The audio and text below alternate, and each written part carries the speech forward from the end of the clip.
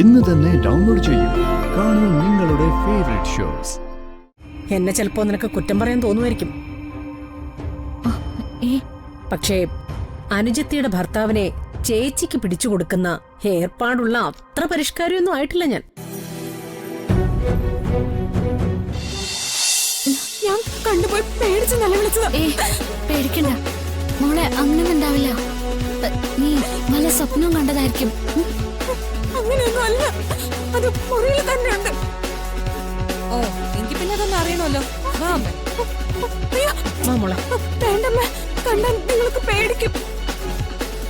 ഈ വീടിനകത്ത് ഇങ്ങനെ ഒരു സംഭവം നടക്കുകയാണെങ്കിൽ അതെന്താണെന്ന് അറിഞ്ഞല്ലേ പറ്റുള്ളൂ. വരാനല്ലേ പറഞ്ഞത്? പേടിക്കാ വാ. ചേച്ചി,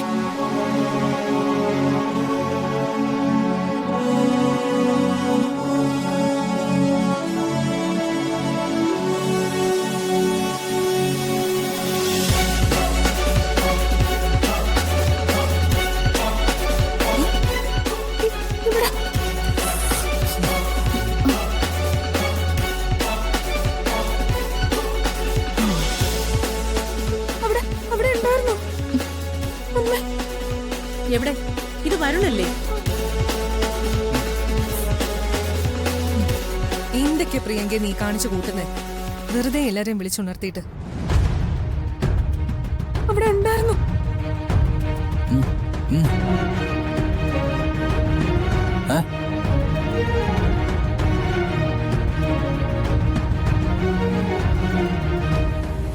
എന്താ അമ്മേ, എന്താ? നീ ഇവിടെ തന്നെ കിടക്കുമായിരുന്നോ? പിന്നെ ഞാൻ എവിടെ കിടക്കേണ്ടത്? പ്രിയങ്ക പറഞ്ഞത് പ്രിയങ്ക കട്ടിലിൽ കിടക്കുമ്പോ കൂടെ ഒരു അസ്ഥികൂടം ഉണ്ടായിരുന്നു. തലയ്ക്ക് സ്ഥിരതയില്ലെങ്കിൽ അങ്ങനെ പലതും പോകും. അത് എന്നോട് ചോദിച്ചിട്ട് ഇപ്പൊ എന്തിനാ?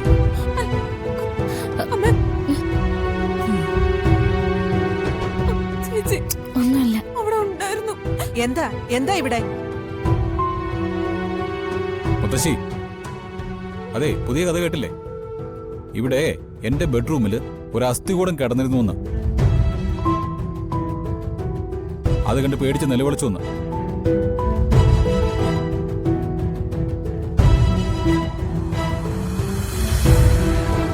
കള്ളക്കഥ ഉണ്ടാക്കുന്നതിന് പുറകിൽ എന്തെങ്കിലും ഉദ്ദേശം കാണും.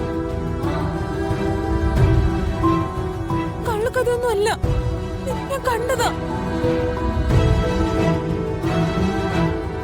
പത്മിനി, ഒന്ന് മിണ്ടാതിരിക്കാൻ പറയുന്നുണ്ടോ? ഏതായാലും നമ്മളൊക്കെ ഉണർന്നു.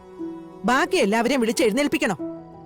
ആ പൂജാമുറിയെ കൊണ്ടുപോയി എന്തെങ്കിലും എടുത്ത് ഒഴിഞ്ഞിടാൻ നോക്ക്. തലയ്ക്ക് വെളിവ് വരട്ടെ. പ്രിയേ, നീ ഒന്ന് വന്നേ. ചേച്ചി, നീ നന്നായിട്ട് പേടിച്ചിട്ടുണ്ട്. വാ, കണ്ടതാ ശരിക്കും.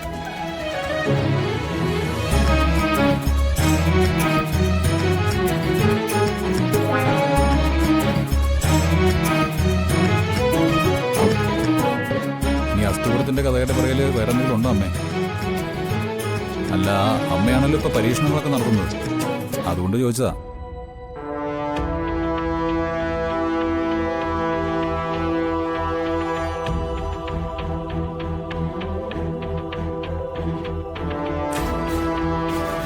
അല്ല, ഏട്ടത്തി എന്താ നോക്കുന്നത്?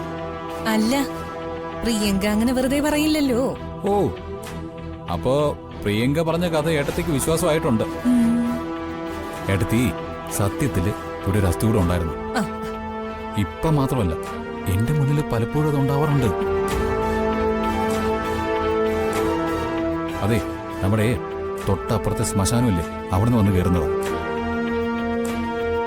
ഞാൻ പിന്നെ അവരോട് സംസാരിച്ചും കളിച്ചും ചിരിച്ചും ഒക്കെ അങ്ങ് ഉറങ്ങിപ്പോവും.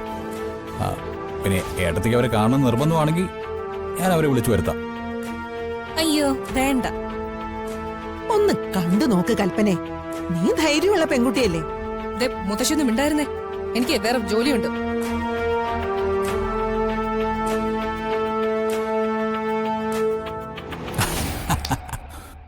എടാ, ഇനി അവള് നിന്നോടൊപ്പം ഉറങ്ങാൻ വരുവോടാ? ഇല്ല. ഇനി അഥവാ വന്നാ നീ കൽപ്പനയോട് നേരത്തെ പറഞ്ഞില്ലേ ശ്മശാനത്തിൽ നിന്ന് മൊത്തമായിട്ട് ഇങ്ങ് വിളിച്ചിറക്കുമെന്ന്? അതുപോലൊരിറക്കം നമുക്കിങ്ങ് ഇറക്കണം. എന്നാ പിന്നെ അവള് ചത്തോളും മുത്തശ്ശി. അതോടെ എന്റെ പ്രശ്നങ്ങളും തീരും.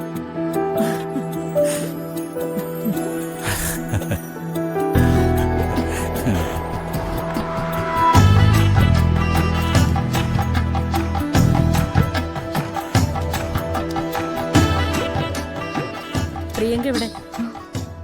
ആ മുറിയിലുണ്ട്. അവളുടെ പേടിയൊക്കെ മാറിയോ? ആ ഞാൻ പറഞ്ഞ് ആശ്വസിപ്പിച്ചിട്ടുണ്ട്. ചെറിയ പ്രായോ, മനസ്സിൽ പേടി തെറ്റിക്കഴിഞ്ഞ കാണാത്ത കാഴ്ചകളൊക്കെ കണ്ടുവന്ന് വരും. അതും പേടി വേണ്ടപ്പെട്ടവരെ കുറിച്ചാവുമ്പോ ചിലപ്പോ പിടിച്ചു നിൽക്കാൻ പറ്റില്ല.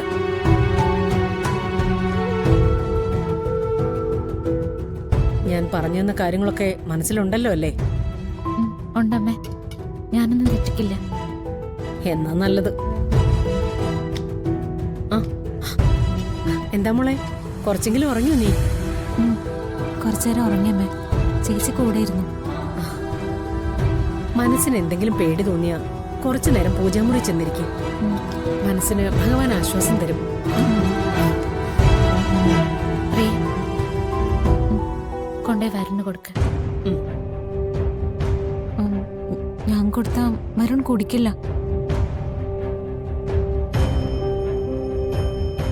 നീ കൊണ്ടേ കൊടുക്ക. ബഹളം വെക്കുന്നുണ്ടെങ്കിൽ അങ്ങനെ ആയിക്കോട്ടെ എന്ന് കരുത്. ഞാൻ പറഞ്ഞില്ലേ അമ്മാച്ചന്റെ കാര്യങ്ങൾ ശ്രദ്ധിക്കുന്നത്. വരുണ്ട എല്ലാ കാര്യങ്ങളും എന്നെ ശ്രദ്ധിക്കേണ്ടത് നീയാ. വരുണറിയാതെ വരുണ് വേണ്ട കാര്യങ്ങളൊക്കെ ചെയ്യാൻ നീ ശീലിക്കണം. കുറെ കഴിയുമ്പോ നിന്റെ സത്യസന്ധമായ സ്നേഹം വരുണ് മനസ്സിലാവും.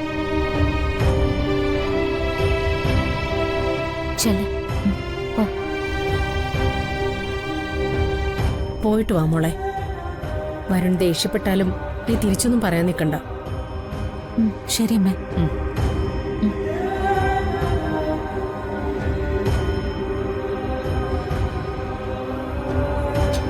ദേ, ഒരവസരം കിട്ടിയാൽ വരുണിന് നിന്നോട് ഇഷ്ടക്കുറവ് തോന്നണം.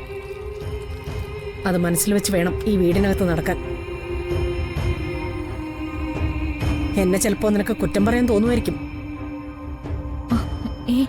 പക്ഷേ അനുജത്തിയുടെ ഭർത്താവിനെ ചേച്ചിക്ക് പിടിച്ചു കൊടുക്കുന്ന ഏർപ്പാടുള്ള അത്ര പരിഷ്കാരമൊന്നും ആയിട്ടില്ല ഞാൻ.